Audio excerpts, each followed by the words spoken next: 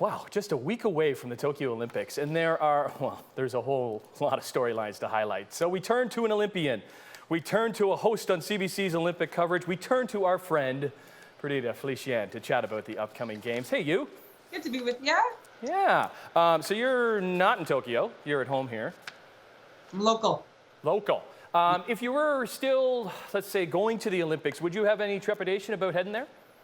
You know what? If they'd asked me to host, and I thought, well, if it's in Tokyo, I'm going to say no. Then it ended up having to be here because just logistics made sense. So yeah, I would, Tim. I'd be a little nervous. I got to be honest. Yeah, I bet. Yeah. What about COVID cases 6 month high in Tokyo? State of emergency. No, they're not performing in front of anybody. What's that like as an athlete to perform in front of nobody? I've never done it. Yeah. I would think it would be very odd and a little bit eerie, but I think let's look at the different events. Like something like golf or rowing, the crowd is not really instrumental, right? Archery.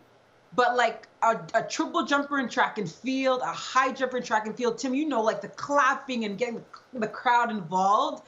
I mean, you're going to miss that. Also, like the medal ceremony. Did you hear about that? Like athletes now have to put on their own medals at the medal ceremony. Keep your mask on, and there'll be nobody in the crowd when the anthem plays. I mean, I'm not going to be a Debbie Downer. They'll feel our love and our support, of course. But I got to be honest. A lot of people are like, no big deal. I think it's a big deal. Yeah. The Olympics always start, and there's always a lot of drama in the build-up to the games, leading up to the opening ceremonies. And once the games start, it switches to the athletes, because that's what these games, the Olympic Games, are all about, the athletes. Let's talk athletes, okay? So, Andre DeGrasse, how's he looking for bringing home golds in the 100 meters? You know what? That's pressure, right? That's pressure. So he was fourth at his most recent race, so wasn't on the podium, but I don't think that matters for him. He's going to have his hands full, though, with Trayvon Bromell. There he is. Woo! That's his training partner as well. So I think he's definitely going to win a medal. We know that. He just has to decide on the day what color it's going to be. But this man, Bromell, he's coming in hot, Tim. He's coming in hot. Yeah, that's a name that I don't know. And there's so many names out there that we don't know. At the end of 2 weeks, we will know. Give us some of those names for Canada that we don't know now that we will. Yeah, okay, so three that are on my radar. Let me start with Summer McIntosh. Okay, she's 14 years old. In 2016 at the swimming Olympic trials, she was 9 years old. She took a picture with her idol, Penny Alexiak. Fast forward to the Olympic trials this year in the 200, she beats Penny in like a world-class time.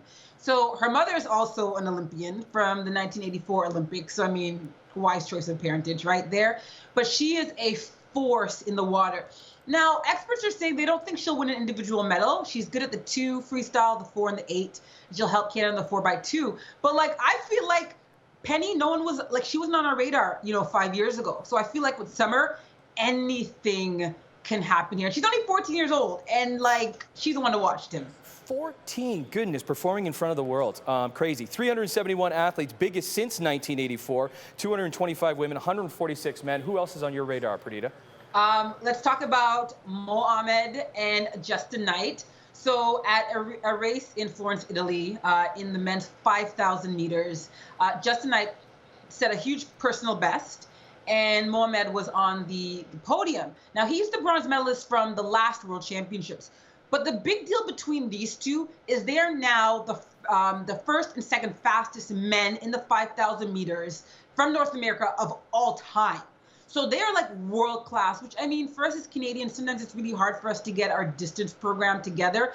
But these are two men that you really absolutely have to watch, because I feel like they are, when they ran those fast times a few weeks ago, they hadn't even peaked. So what's going to happen in less than 2 weeks' time when we see them at the track in Tokyo? I think, like Trayvon Bromell, those two are also coming in hot. Awesome. Love it. Can't wait. When can we see you? When are you on? 12 to 6 every day. I host a little show called Tokyo Today with Andrew Chang.